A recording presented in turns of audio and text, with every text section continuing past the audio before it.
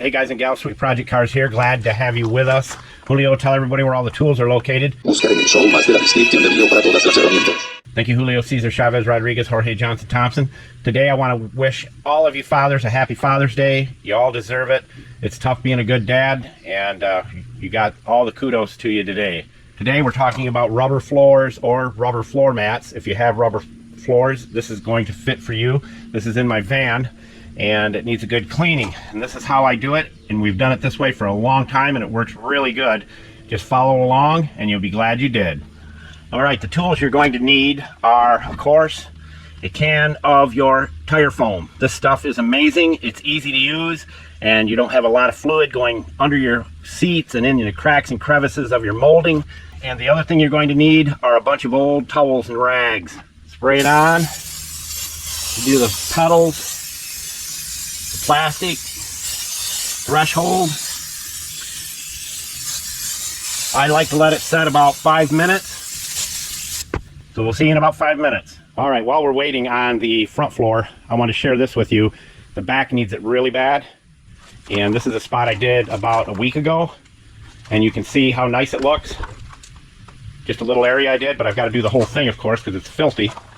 It really cleans stuff good, and it's fast. That's the whole key, cheap and fast. All right, let's get up there and get that other part done. This is all you have to do. And if you loosen up any dirt while you're doing it, you just let it dry good and then hit it with a vacuum. But they'll look brand new when you're done. And for floor mats, you can't beat it if you have rubber floor mats. So I use one rag to get the majority of it off. Throw that out.